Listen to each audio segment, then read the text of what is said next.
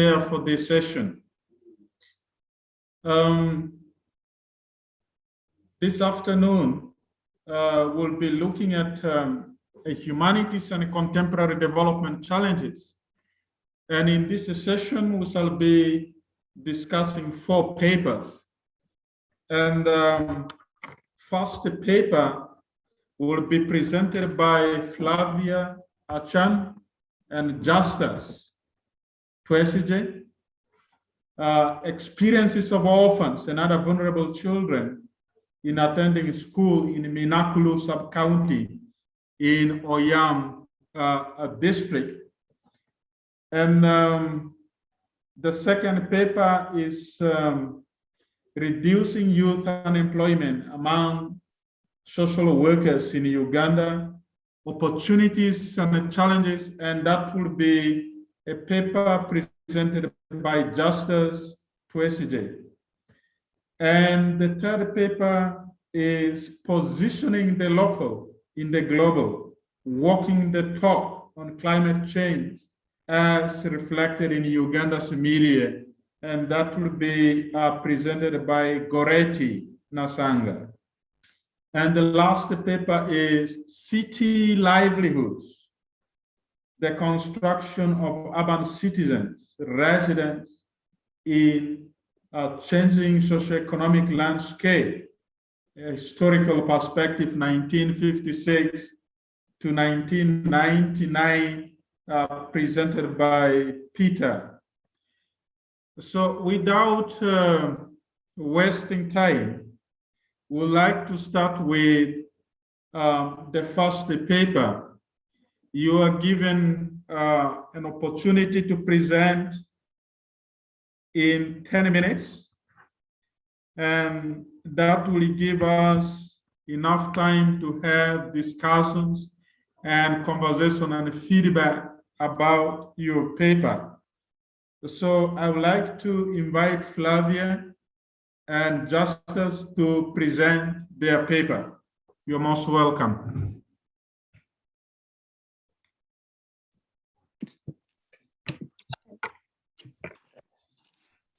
Okay, thank you, Chair, and good afternoon, fellow presenters.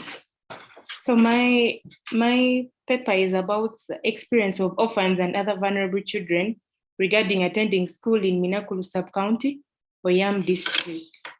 And this study was for the partial fulfillment of the bachelor's degree of social work and social administration. And it was supervised by Dr. Twesige Justus, who is also part of the presentation.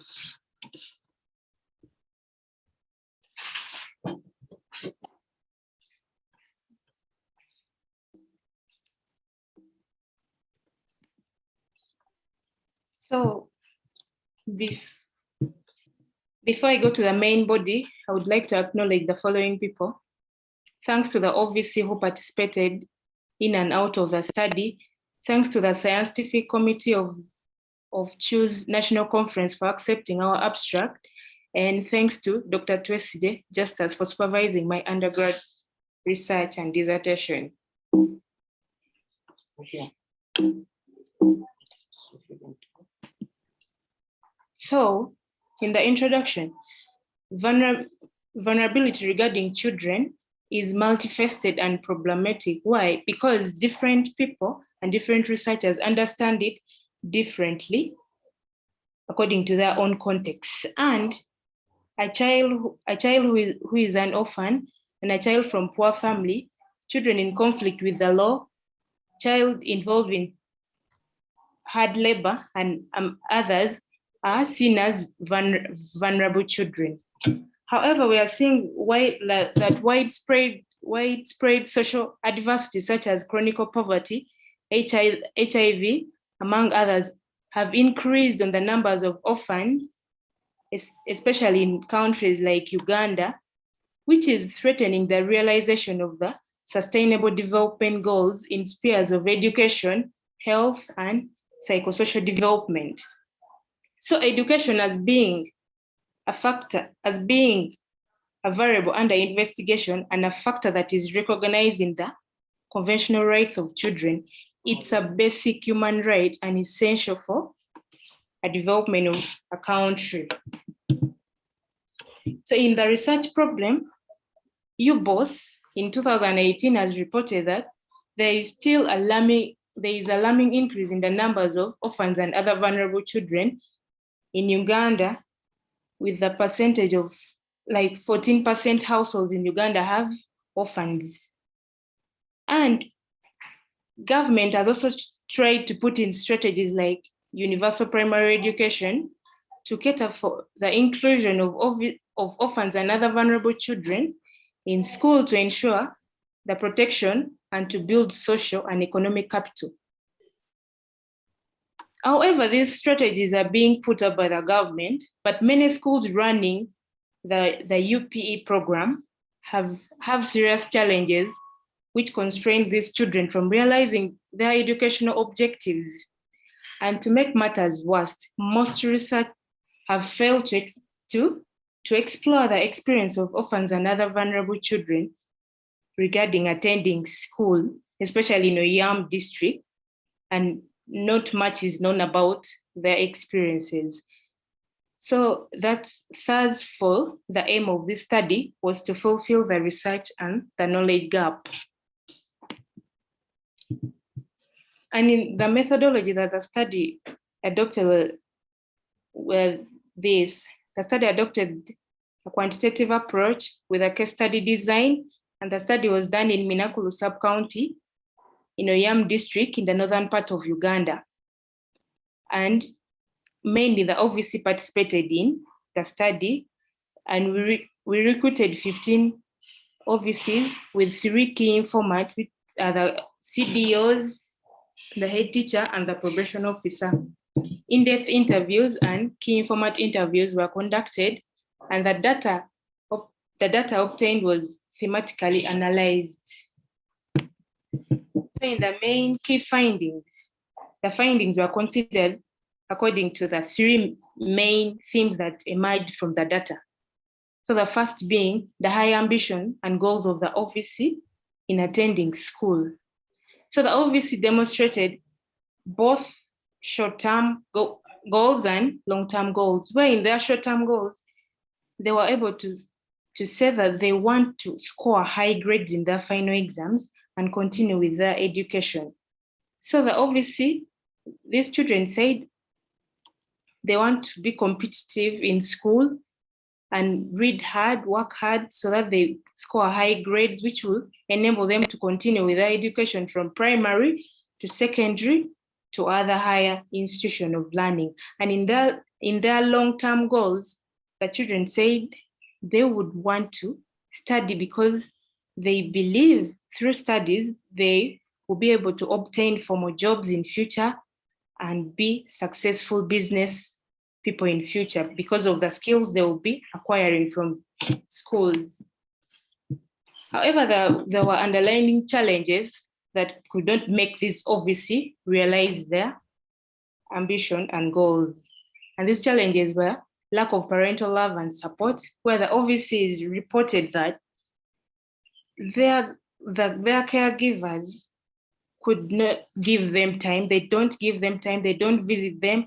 They don't help them with their homework when they go back home, which give them, actually they've lost morale in studies because there is no one to motivate them to continue with their studies.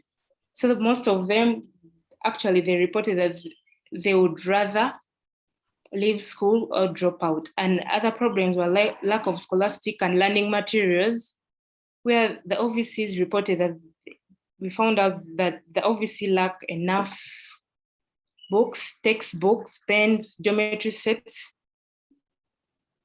And here, some of them are sent back home to collect these requirements. Yet, when they reach home, these caregivers that they stay with do not prioritize them.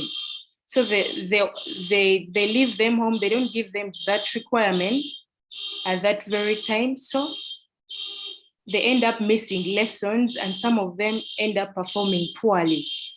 And another problem we found out was emotional and behavioral problems, such as feeling lonely, anxious, and worried about their lives. because these offices reported that since they stay with these caregivers who don't prioritize them as their own children, they don't even show them love. So they feel lonely both at school and at home. And they're worried about their health because when they fall sick, these very caregivers don't pay much attention to their health problems.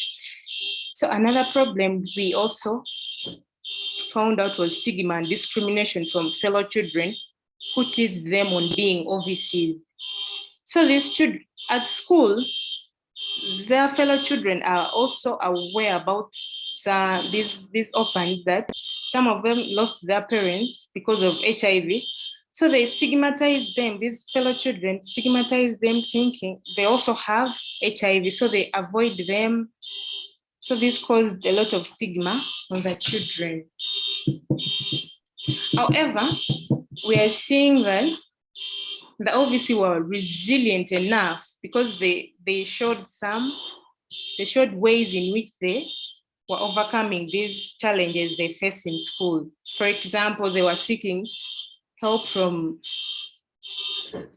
their extended family members who are their cousins, aunties, uncles, some, because most of them, not that all their family members abandoned them, some actually helped them with some requirements for school, like pens, books, and for the girls, their cousins gave them some pads, so they were able to cope up with this problem.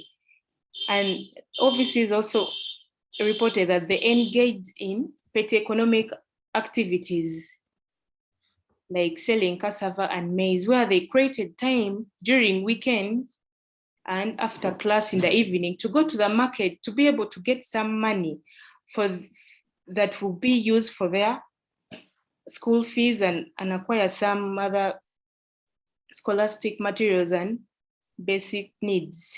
So the only thing for them to do was to engage in petty economic activities. Then the exploiting and exhibiting talents. The offices participated in football. They reported that they will participate in football, debate in class in order to be accepted by their fellow students, and them being like very successful in football, they were able to acquire some bursaries in school and also social capital from the NGOs. So the implication for social work practice, practitioners should sensitize and educate the school to protect orphans and other vulnerable children from this, such as stigma and discrimination. Practitioners should provide continuous career guidance to support and enhance the realization of the goals and ambitions of the OVC. Some stakeholders, such as NGOs and governmental departments, should also prioritize giving social investment, such as income generating projects and housing, to ensure school retention of these OVCs. So thank you. We thank you very much for the presentation. You took additional 1 minute, but that is not so bad. I am quite sure some questions are already coming, or some contribution to your presentation to enable you to enrich it.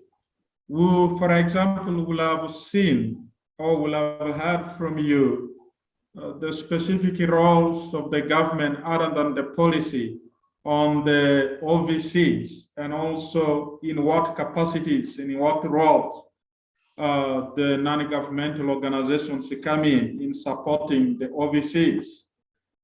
And perhaps you'll have talked more about also the caregivers and their roles in managing the affairs of the OVCs. And what happened to already assigned role by the society and member of families that they take care of their own.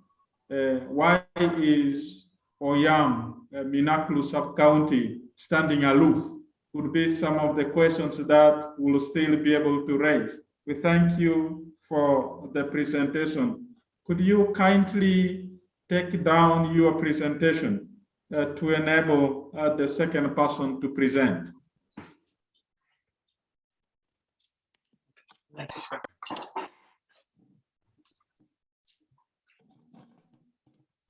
Thank you very much. May I invite Justice Twesige to go ahead with this presentation. Thank you so much, Mr. Dr. Isruku. Also, to make a brief contribution to my student's presentation, this is her maiden presentation. So I would like to congratulate her for making bold steps. So I take it up from there.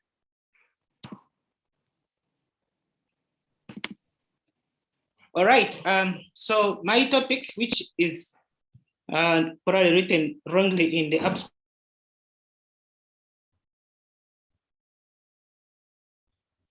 Hello, we are not able to hear you. Probably network issue.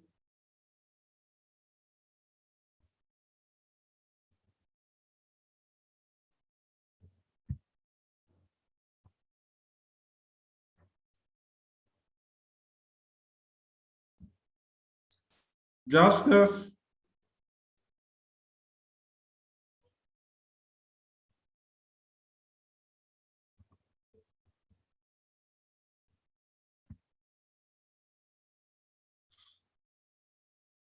Justice, please unmute. Okay, okay. Unmute. We are not able to hear you at all. Okay, okay. So I have unmuted. I'm sorry. Okay. So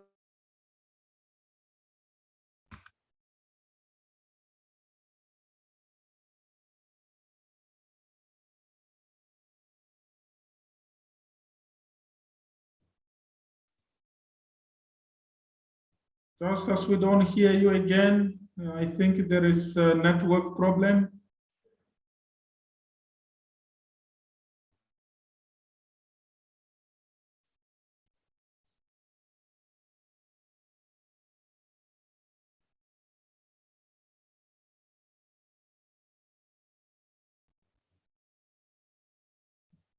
somebody continuously blocking me. I mute, then it gets muted.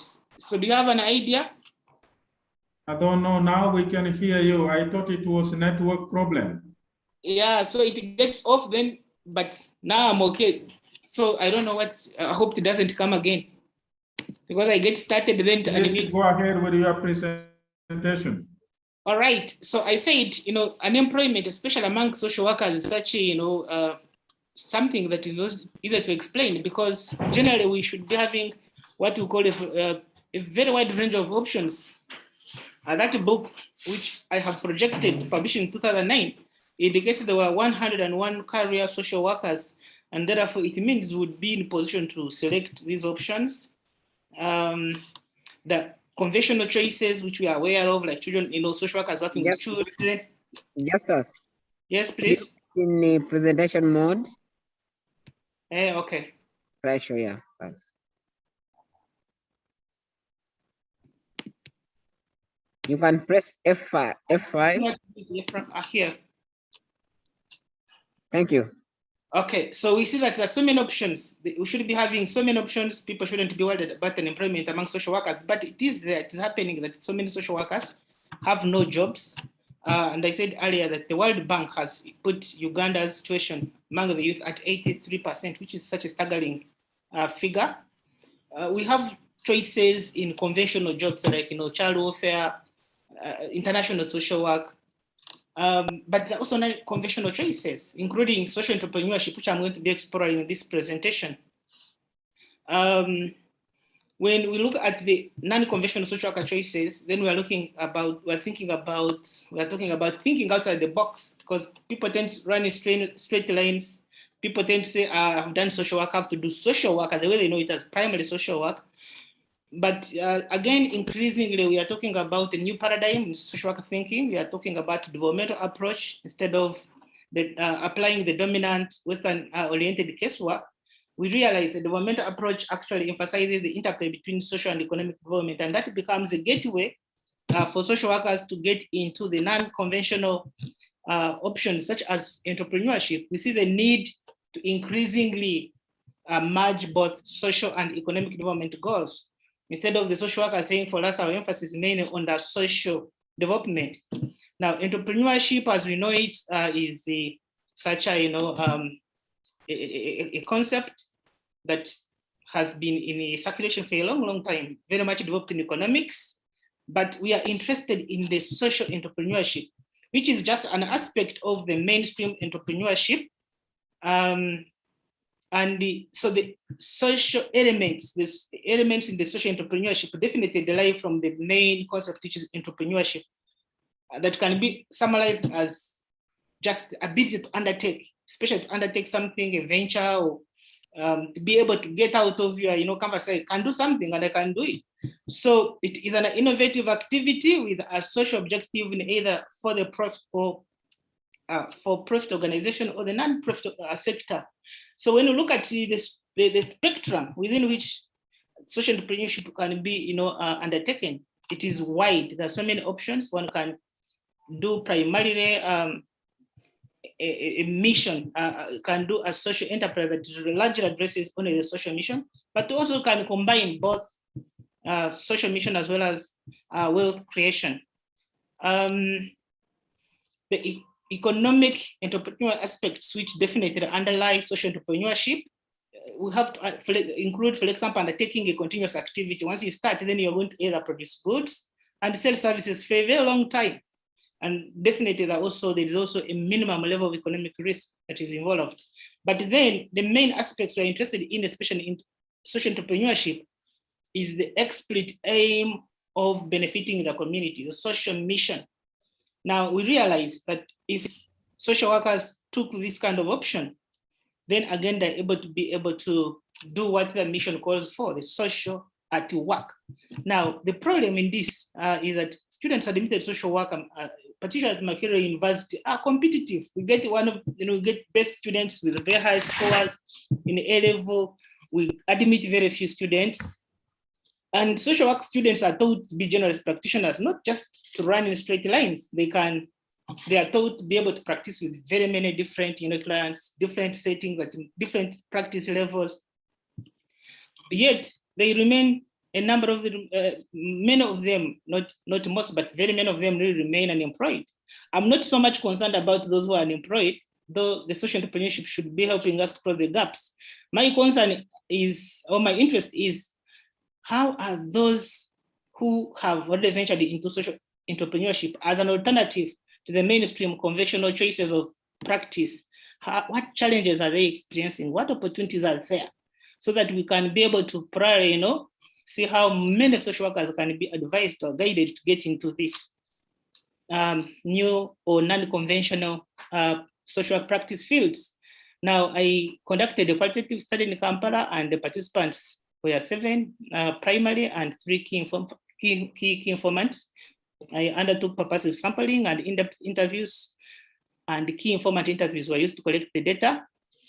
I'm also reviewing policy documents, and I'm also undertaking thematic analysis. I want to say that this is work in progress. I'm actually still going to the field to make additional, additions here and there.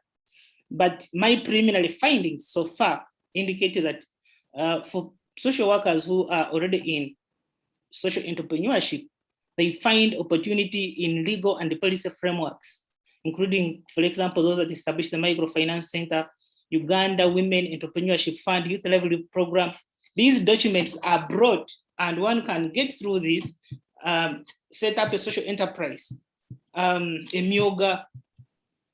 Of course, we can talk of, Buy Uganda, Build Uganda, though it very much emphasizes the economic aspects of investments. A very creative person is able to get certain entrances into these policies and is able to write, concepts and get some bit of support. But also what is being perceived as an opportunity is, for example, the very huge unmet need in the social services sector. Now, in the context of COVID, we realize that our social fabric has been very much challenged. People have been isolated. We've got people admitted isolated or quarantined in some institutions, and where they felt they were less human, they were no longer able to live human life the way they know it. And this is something which social workers should be looking into, or they have seen. A few people have started seeing that in education. If you start, for example, a center where you can, a daycare center with the explicit aim of helping parents to relax while at home. To relax while at the work. You are able to get clients, and you can charge them some little money just to maintain your business, but to a large extent you are providing a service which is very much desired. We have seen, for example, that incompetent entrepreneurs, particularly in the mainstream business ends, like in hospitals, in clinics, in schools, now social entrepreneurs are beginning to coin their own investments around, for example, hospitals. Somebody provides social care, and instead of the patients being taken by the nurses or paid by the government, then you find this social entrepreneur is providing social care, is able to go to the hospital to look at the patients, to look after the patients who are not being taken care of by the hospital. And when they are not able to, when their family members are not able to also to get in the hospital to get admitted with those patients. So in the hospitals, in education, social entrepreneurs are already making certain strides, and they're beginning to actually enter there. And that's a big opportunity to be exploited further. Also, we are seeing that, especially in this context of COVID, there is a lot of opportunity in philanthropy and altruism. As a social worker, you cannot say you are completely unemployed and you can do an entrepreneurship extremely with a social mission. If you look everywhere, children on the streets, people in the communities who are not having any care, there is a cry for hope everywhere. So for social workers who are unemployed, some of them are taking some of the advantages to say, okay, I don't have a formal job, but I have an enterprise. My enterprise is to make sure that I have a few people in the communities who I can provide, for example, some bit of guidance, some bit of help, some bit of information, to make sure that they have that kind of social capital, which underlies our mission as social work. I've also found that there are some champions already in this, and therefore it is an opportunity for even those who are yet to join, that you can contact a person and say, okay, you've been doing this for some bit of time. And therefore you get information and guidance and mentorship into this new field. And of course, the champions and mentors that form the social networks and the attendant capital, which people are beginning to utilize. The challenges that social workers are experiencing in this new field mainly include stigma. People feel if you're working in something informal, a self-initiated enterprise, then that is inferior. People, social workers, social graduates believe that they should be going to prestigious public service jobs with hefty packs. So it takes a lot of time, a lot of investment, maybe to change some of the social workers. Their mindsets are fixed on having a formal job, being an employee, rather than being an employer. Of course, many again are fearing, personal fear, how do I start this? Will I really succeed? If I start a daycare, will I keep on running it? So that again is a challenge. Of course, there are moral dilemmas and conflicts. Social work by training largely emphasizes, hope, being there to provide help, to dispense hope, and coming from the remedial social work, where social workers were just employed to go and dish out relief. Many people believe that they're supposed to be giving, therefore taking anything from a client, even if it is minimal, is professionally suicidal. So those who are struggling to do the entrepreneurship feel they are exploiting, and yet could look at it's not exploitation, but they have that kind of check within them. Then of course, poor implementation of policies associated with bureaucracy, taxation, people getting information about any of those broad legal frameworks. If you go to the sub-county, talk about a myoga, you find the process is lengthy, the information is not conclusive. It is not easy to probably get access to the resources that may be minimal. But again, the challenge is that there is still much emphasis on the economic enterprises, less emphasis on the social enterprises, and that is constraining a few people from excelling in social entrepreneurship. Then inadequate funding, especially for social service sector, which is linked with, again, what I've already mentioned. There is overemphasis on wealth creation. People have to make money, money speaks, money talks, but talking about social values, creating a sense of community, belonging, happiness for everybody in the community, working with others is not something that is very highly prioritized. People are imagining that they have to make much money and have to be rich, independent, even of their own families. So finally, what do these findings have? What implications they really have out there, for education, for policy, and for practice? I think for social workers to be able to know that they're doing something right that makes sense, we have to develop unique standards for evaluating, social entrepreneurship performance. At the moment, please wind up. Okay. You have just 2 1 minute. minutes. 1 minute. Then Okay. we may have to revise policy and legislation support social entrepreneurship as a tool for solving social problems. But also we need to provide opportunities for continuous professional education, such as this. This conference is very good. We may have to think about, for example, hybrid, joint graduate programs to make sure that we can enhance the interplay between economics and social values or competences. And also we may have to conduct research now into those few social enterprises which are emerging to see how effective they are in dealing with the current needs out there. And I think for now that is it. That's what I've prepared for this conference. I hope get feedback and make my paper better. And I say it is work in progress. Yeah, certainly. Just as you will get feedback from this panel, and I'm quite sure a number of questions or clarifications will be raised by the panel so that you can improve your paper. Thank you. Yes. So looking at the time, I think it will be good that we give all the others opportunity to first present, and then as the questions keep coming and the discussions will take on with the discussions thereafter. So without wasting time, I would like to invite Goretti Nasanga to share her screen and present her paper.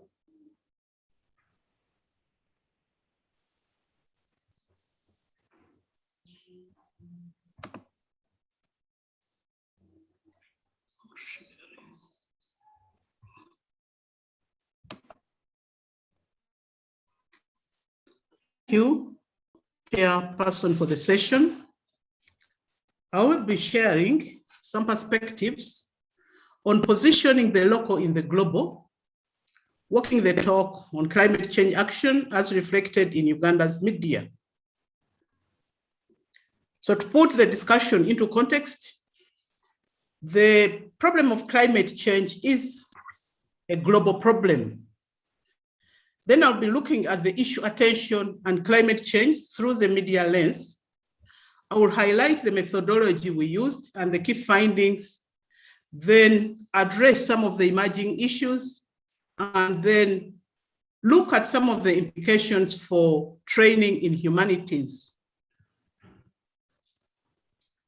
So climate change is in the context where we have this globe, where we all have to coexist. So climate change is a global risk that has affected all countries. So it requires both the wider global and then the national action. Previously, climate change was within the domain of scientists, but this has now moved into the domain to become a public issue. So politicians and civil society organizations are increasingly influencing decisions on climate action, since they are the ones who are dealing with policy and allocation of resources. climate change is now a highly politicized media topic. What is the media attention to climate change? So we recognize that media focus on key issues in society. So media act as a mirror of society. So how does Ugandan media prioritize climate change issues? And here we specifically look at the attention given to COP21 Global Summit on climate change. The attention by the national media should be a reflection of the perceived climate change risk for the country. What about domestication and commitment through the media lens? We know that most of our information or what we know, we use this media lens. So how is the global risk domesticated in the media in Uganda? And this also addresses the issue, what is the political commitment to take climate change risk into climate change action? In other words, is government walking the talk on climate change action? For the methodology, under the global media network of researchers, we used as sample the Paris 2015 COP21 Climate Change Global Summit. This was a big landmark where government leaders, non-government organizations, scientists, and civil society organizations from 195 countries, almost the whole globe, adopted the climate change agreement. And this was basically to do with the reduction in emissions by 2 degrees. We analyzed the print media coverage of the Paris COP21 Global Summit in 26 countries, including Uganda. We used a standardized coding frame for all the countries, where we looked at the pre-event period, during the summit, and the post-summit. In our assessment, we looked at both quantitative and qualitative aspects. And for Uganda, we looked at the New Vision plus Monitor newspapers. And in all, we had 59 articles that we analyzed. So what were some of the key findings? When we looked at prominency, we found that this was quite low. There was only one story on the front page. Most stories were tucked inside and they were of small size, up to 61%. Looking at sources, most of these were foreign news sources, and they related to government leaders. On placement, most were on the foreign news page, up to 32%. Looking at domestication, there was very little done because most were copy and paste from the foreign news agencies.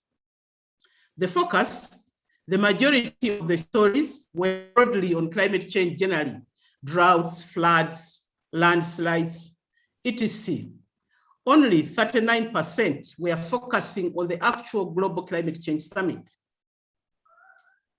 Looking at the story genre, the majority were letters, columns, or comments, 32%, and the news stories were only 27%. Normally, an editorial tells the mood of what is at stake in the country. It focuses on the key issues. During this period, there was no editorial at all. So this indicated low priority on climate change. Analyzing the participation, the key actors and voices were mainly foreign political leaders. And when we looked at the gender of the voices, the majority, 82%, were males, females 18%. Participation by local journalists was also very low. There were only 3 of the 59 stories that were filed by 2 local journalists who were based in Paris. And the staff on the home desk also beefed this up with 10 stories constituting 17%. So what are some of the emerging issues? The voices and actors from the North dominate both the global and the national climate change discourse, because what we get is mainly a production of what is from the North, the media in the North. And the climate change debates are dominated by males. This is obvious because politics is dominated by men, so there are obviously more male voices. But we need to remember that women are impacted more because they are the ones who engage in subsistence farming mainly. So while climate change is a global risk, it has low priority on our national agenda. And subsequently, it has low priority on the national media agenda. So what are the implications for the training at Humanities? At the Department of Journalism and Communication, we look at climate change issues in several modules. These include development communication, global journalism, science and environment journalism, specialized reporting, and climate change research. So in all of these, we emphasize the relationship between climate change and development. And journalists are equipped to be proactive, to preempt government for climate change stories, because they have knowledge on this. So we hope through this, we are making a contribution to the realization of Sustainable Development Goal 13 that calls on countries to take urgent action to combat climate change and its impacts. Person and fellow participants, that is a synopsis of the research that we are doing on media and climate change. I thank you for the question.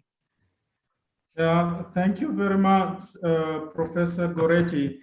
You have actually saved us a lot of time, and your presentation is precise to the point.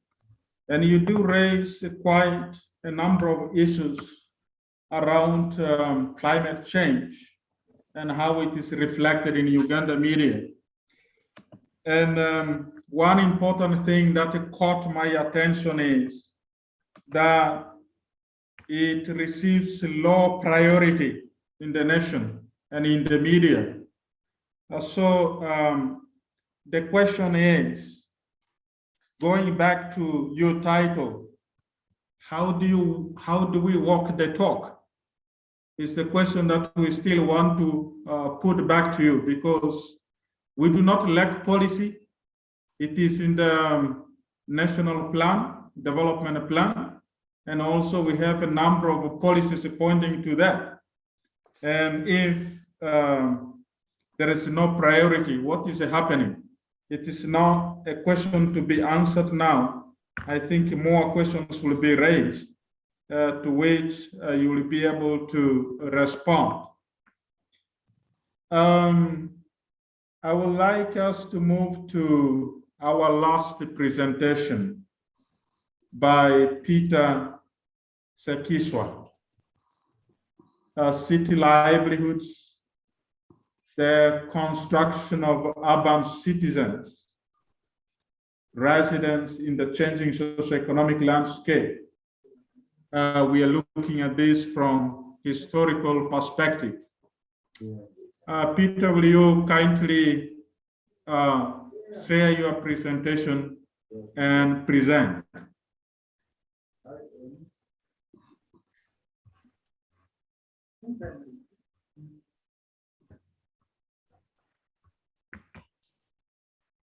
Peter, we don't hear you. Can you unmute and share your slides and present?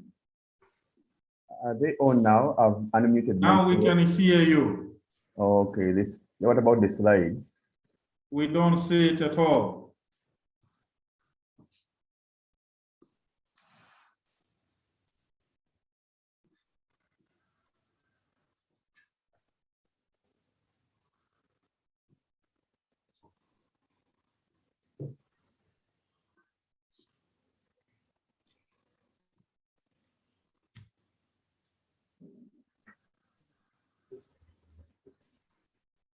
There we are. We can now see it. Yes. Okay. Good afternoon, ladies and gentlemen. My paper topic, Excuse me, Peter. yes. Can you put it in full screen or slide mode? Exactly.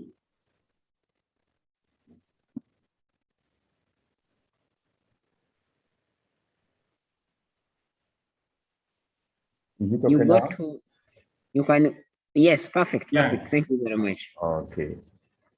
My paper topic is titled City Livelihoods, the construction of urban residency in a changing socioeconomic landscape, a historical perspective. It differs a bit from the one I gave in abstract. I had to remove the demarcations of years because I do not want to tie myself to only historical methods. I wanted also to go ahead and engage in the what they call history by narration and other narratives that I carried out for people I engaged with. Secondly,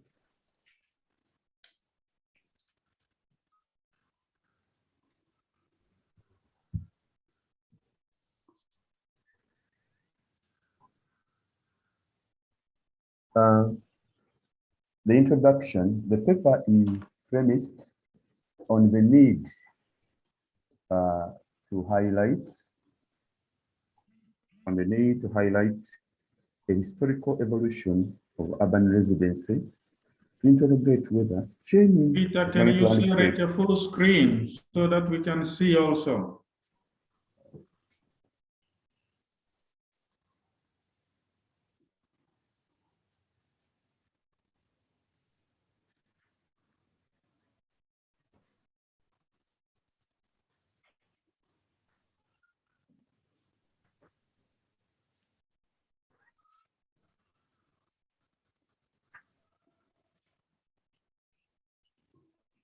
Is it okay now?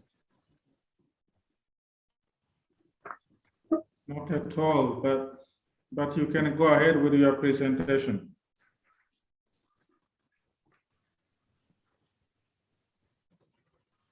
Okay, the paper interrogates into as to whether a changing economic landscape and city livelihoods have determined the creation of the urban resident. Recently, many studies have emphasized or have been viewed in the economic lenses. In fact, mostly are focused on planning and are development oriented. They focus on economic issues that affect urban dwellers. Nevertheless, this particular study will focus on historical narrative that tries to explain the trend and pattern of settlement within urban areas, especially Kampala, and how these trends have evolved based on economic livelihoods since colonial times. That these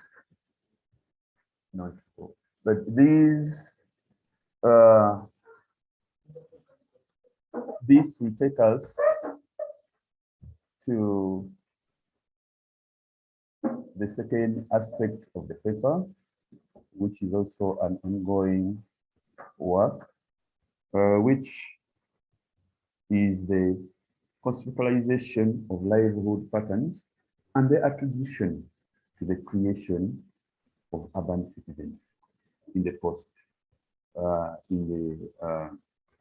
which is in line of the colonial, which is the conceptualize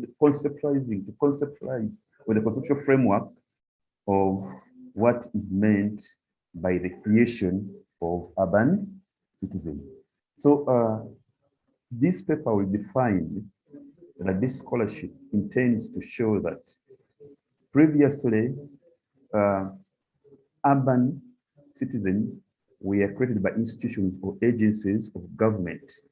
The departments like immigration, colonial authorities had natives and migrants departments. However, today, this process has deliberately failed in the hands of the informal sector.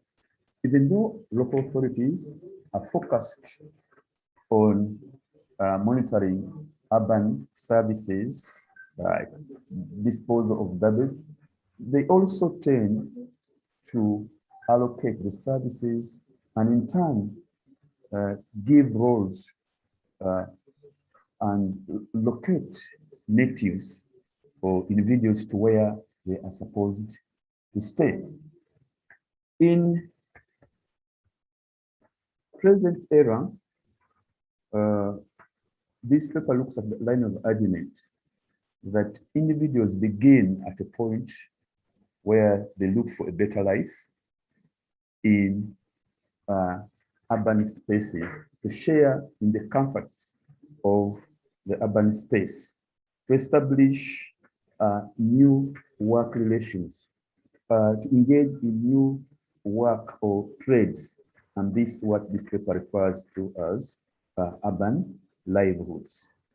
These livelihoods will depend on what we shall call social and economic relations that are established when a new member crosses over to an urban space.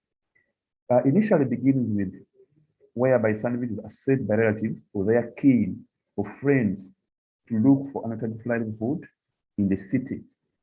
And they abandon what they left behind or they live a dual life, but more or less, eventually set up a place of abode in this urban area and therefore become a resident or what this paper calls a citizen of that urban space. This paper also goes employed a method of inquiry, what was known as historical narrative or oral narratives of individuals of how they came to urban cities, of what kind of occupation they were involved in, both men and women.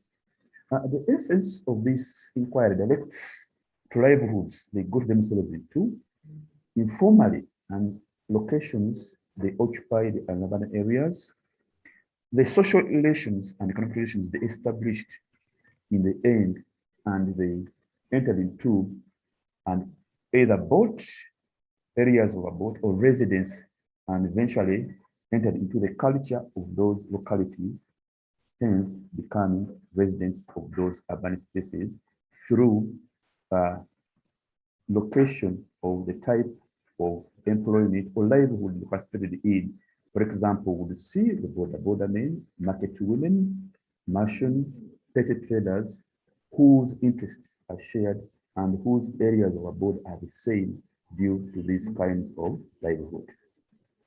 The second part of the paper was institutionalization of the process of citizenry creation, the creation of urban residents in the colonial era. This part is where we see that unlike in the present days, residence was institutionalized, was monitored by colonial authorities. Colonial authorities dictated on the policies that define the kind of settlement, communities, and also define the communities by culture, identity, and language. In this case, deliberately settled communities where the authorities wanted. This was a bureaucratic form of regulation and monitoring of to check on African settlement. The motive here was the colonial government needed African men for labor requirements on plantation and also to assist as laborers in colonial labor migrant market. That's why some communities were highly localized, were ascribed status like the refugees from Rwanda and Burundi, who were put at the bottom of the strata of the social order in the countries that they settled in. Then in this case also, residence was determined in the early times based on what they call the mosquito theory, health concerns of the white workers, public sector strategy, whereby European settlements were located on hilltops and whereby night separation of races. This is works by workers by scholars, Gertrude, who highlight as to why Europeans preferred higher areas of settlement, and also to check on the influx of labor migrants running away from farm labor, and also to limit the presence of Africans in urban spaces. This in Uganda, we shall see, was the enactment of the Planning Ordinance of 1903 in Uganda. The last part of my paper will deal with livelihoods in the changing economic landscape and the construction of the urban resident, informality in the post-colonial era. The post-colonial era,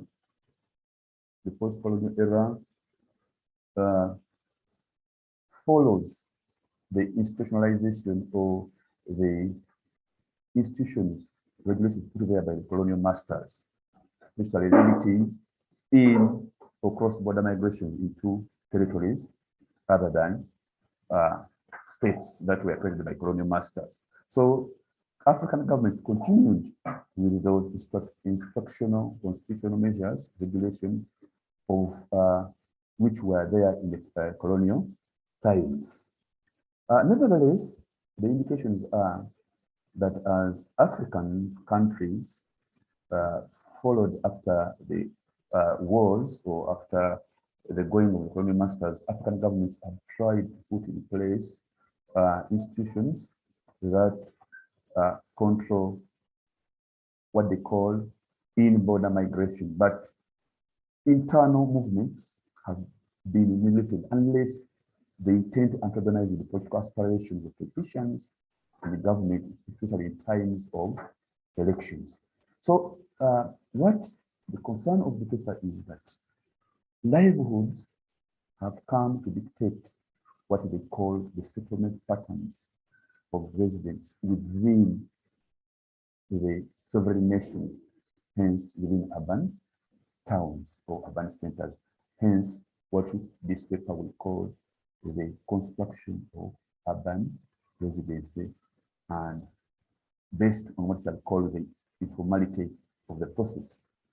That this informality is based on individuals or particular people moving away from less productive regions from within a country to productive regions of urban areas in order to fit themselves in urban space. Initially, it was looking for domestic care, especially for the women folks, but today it is men who come to take part in the petty trade, and no longer the village peasant who did farm labor, who looked for farm work. But these days, these ones have come to be called by this paper urban peasant or the proletariat, the question of the proletariat.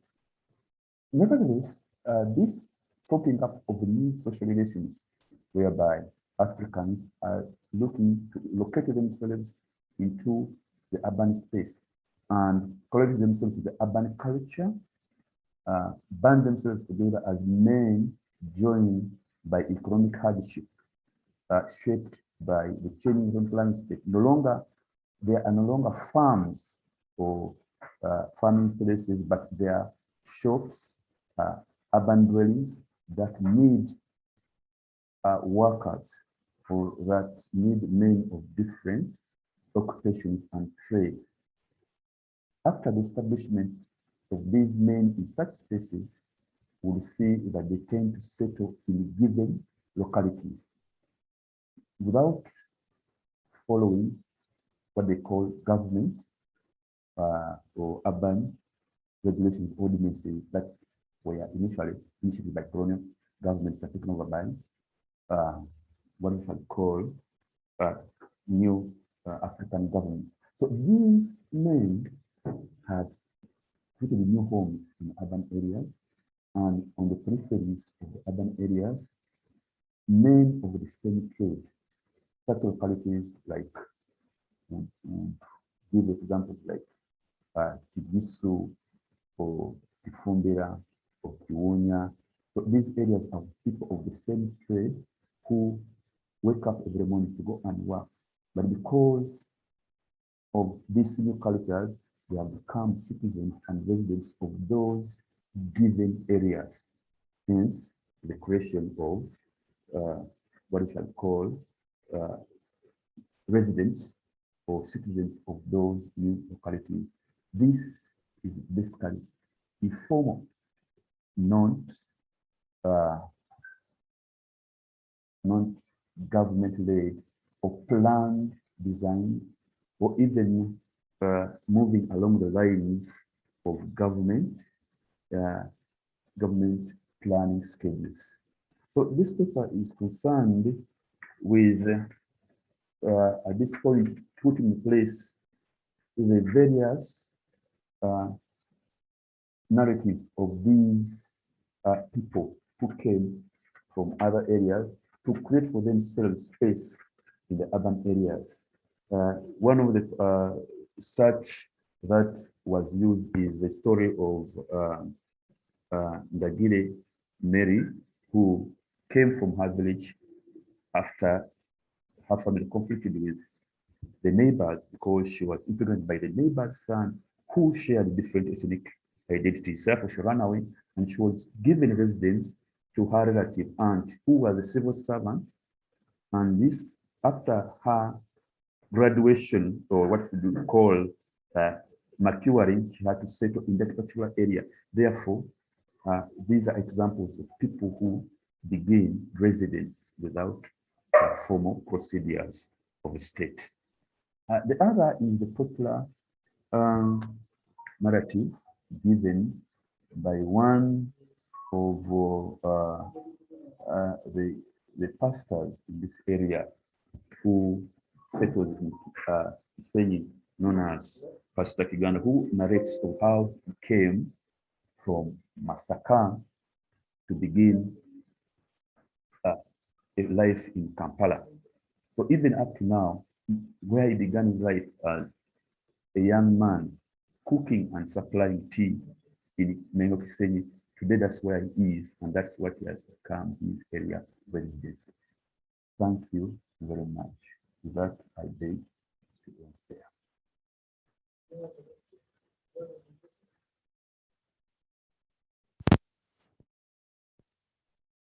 Peter, we thank you very much for the presentation.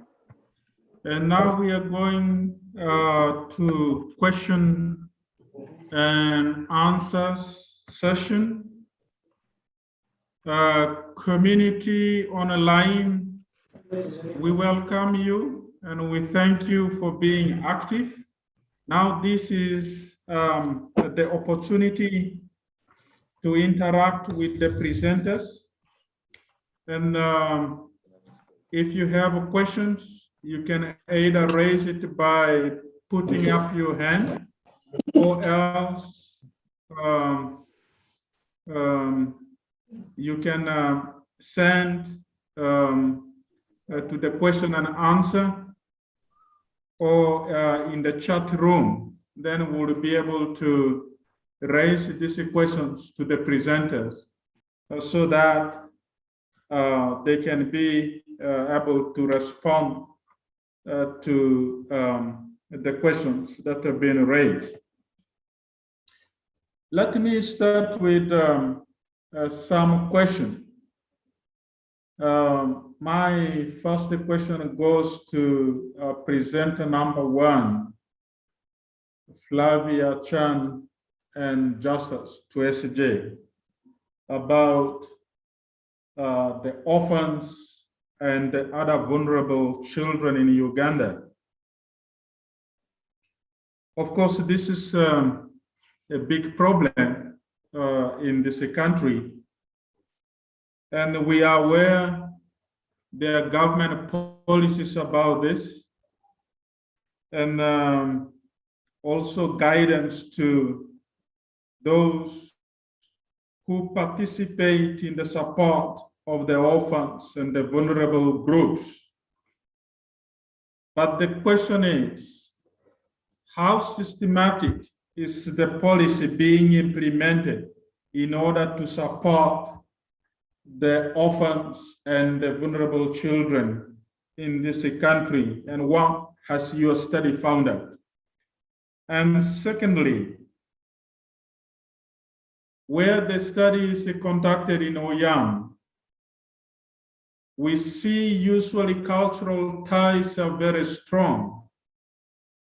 There is a tendency of allocating vulnerable groups of people to their relatives so that there is a proper care. And how comes this has moved away to institution? What has happened to the actually cultural ties that is very strong usually? Are questions that I would like to raise to group presentation number 1. As you keep digesting that, I will also like to raise a question about reducing youth unemployment among social workers. Just as you made an interesting paper and you presented it very well, but my main question is, as academician, what are the theories that you attempted to test by looking at reducing youth unemployment among social workers in Uganda? Of course, you said this is a preliminary result, and you have been able to give us more challenges than opportunities. Why is that so? Are you trying to tell us the challenges are obvious and there are no unlimited opportunities for the social workers?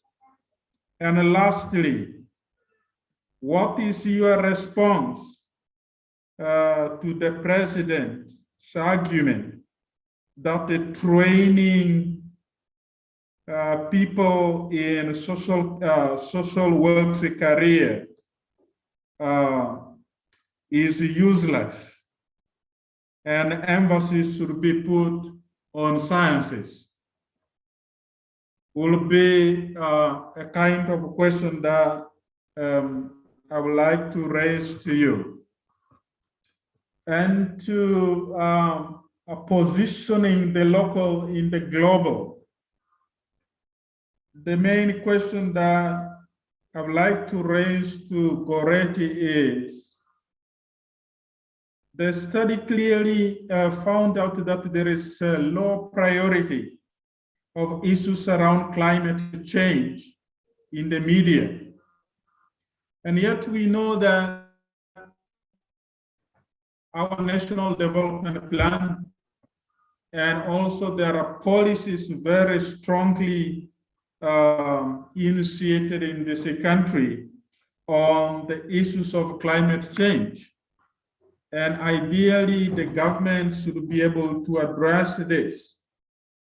And also the local government should be able to address this, especially when the refugees in this country, wherever they are settled, have cleared the forest bed to enable them to settle. So going back to your title, are we walking the talk, or something is wrong, right? And how do we address this? And lastly, to Peter, Of course, people are moving to town and they are building houses and making the town and the cities their home. And you and I live in the city. So the main question is, what are the laws and the policies that regulate the urban spaces and the livelihood that you have been looking at? And since your study seems to be historical, 1956 to 1999, what are the emerging issues within this period of time that we should be focusing on clearly so as to improve livelihoods in the urban area? Are some of the questions that I would like to raise. And I have not seen questions in the chat room. Maybe they are coming. And I have not yet seen any participant who has put up his or her hand. Maybe that will come. Let's start with presenter number one. Okay, thank you so much, Dr. Esuluku, for the questions. I'm presenting with my colleague and a former student, and I would like to take advantage of this also to, in a way, make a contribution to our presentation or our presentation. Now, you asked how systematically is the policy, UPE policy being implemented? Yes, I want to say that even before the implementation, UPE itself has some bit of gaps.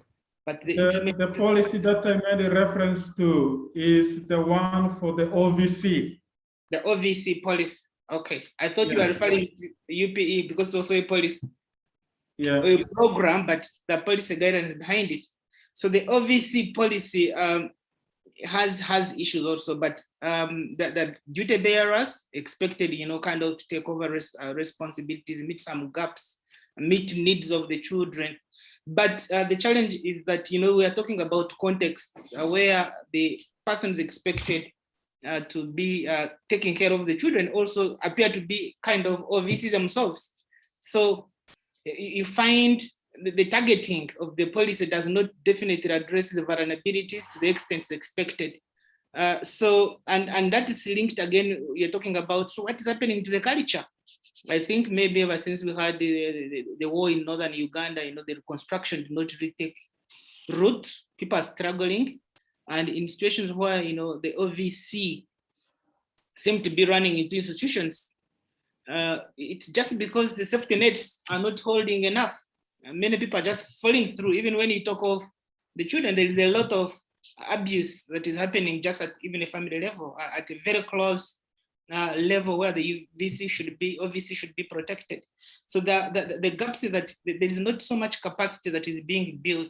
The families should be having, for example, social investments that can enable them raise income to look after the children, but things don't reach there. And we know that issues of corruption, issues of underfunding, they constrain policy implementation. Now, coming to the second presentation where I'm the presenter, you asked as an academician, which theories am I testing? Which theories form the backdrop to my conceptualization and analysis of the data? Quite a number of them that are really interested in, but this paper is pressed within the approach of the approach to social work, is developmental social work approach, which is an antidote to the dominant model, which is casework. That normally the casework emphasizes, kind of giving relief to people who have already fallen through who have already had issues, who have already, become clients. But the developmental social work approach emphasizes looking at things from the upstream before the downstream. We should just look at people. Can we be preventive? For example, can we generate income instead of waiting for people to be unemployed? And that's why I say, despite the fact that you have high unemployment among social workers, I'm interested mainly looking at those who have done something, the innovators, the trailblazers, the ones who are now becoming social entrepreneurs. What is it that they have in terms of, for example, strength and resilience that we can learn from? So the strength perspective, the resilience perspectives are all being interrogated. Just And as how I wish we have enough time. yeah, And the issues we are ending in the next 4 minutes. So just one and to may say we, last one on the yes, may president's take may on we the give the humanities. others opportunity to also respond? Okay. The president definitely is not a friend to all the humanities, but again, it creates a water dam and paradox. I believe social workers and humanities in general are very essential and therefore need to be supported. Thank you. Thank you, Justice. It is unfortunate that time goes so quickly, and then we give the other remaining presenters 2 minutes each to respond. Goretti. Thank you very much, Chair. Climate change is a real big discussion globally. But because of our tendency here in the third world countries, by the way, not only Uganda, it's countries of the North generally. When we compared the coverage, we found that generally in the South, we treated climate change under the global summit as something that we just help the North because it's like a problem for the North, not recognizing that it is indeed a global problem, including for us in the South. So while government, for instance, is a signatory to that COP21 climate change agreement and has translated the SDG 13 into the National Development Program by calling on different government bodies to mainstream climate change into all development programs. We have a climate change policy, but this all tends to be lip service than action. For instance, when we see the government clearing Mabira Forest for sugarcane, Kalangala Island for palm trees. So all these do not reflect that government is really committed to take action to protect our environment and climate change.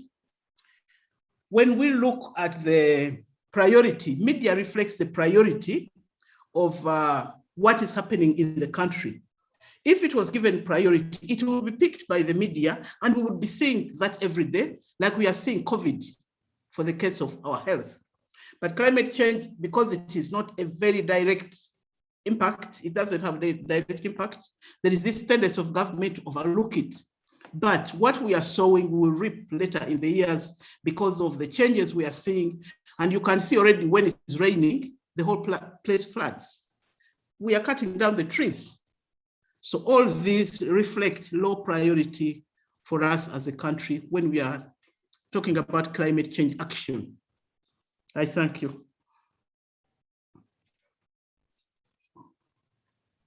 Thank you very much.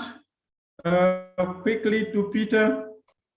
Unfortunately, we have 1 minute and then we'll be turned off. Okay, just a little note. You asked the question, what are the laws and the policies? Certainly the laws and policies are there in the urban authorities because these follow through from colonial policies. And these govern garbage waste, garbage disposal, population increase, housing facilities, but they are never followed because of the informality in most of our local or third world countries.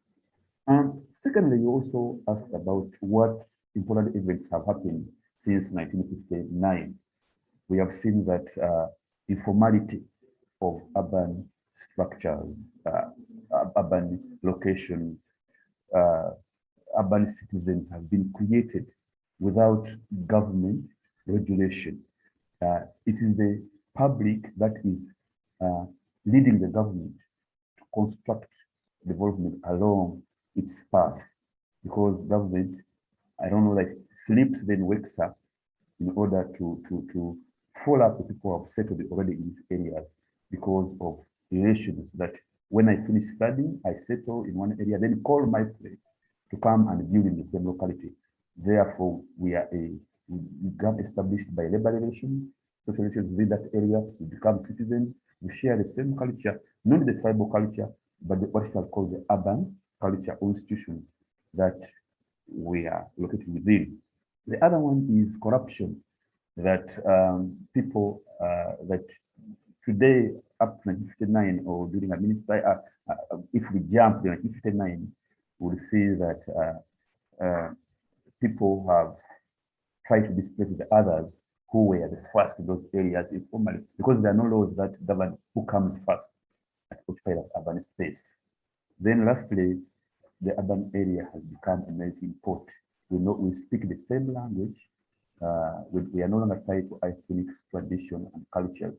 We have become the urban subjects, or we have become the urban citizens of these livelihoods that locate us in particular places where we end up settling.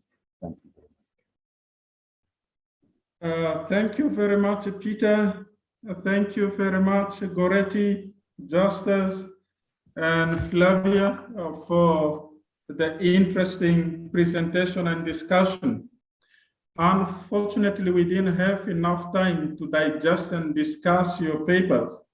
I wish we had opportunity so that it's so much interactive and we had the time. We'll have even listened more to our participants online, but since we do not have the luxury of the time, I'd like to thank you very much and have a wonderful afternoon. And the discussions can continue whenever it is possible. I thank you and have a wonderful afternoon.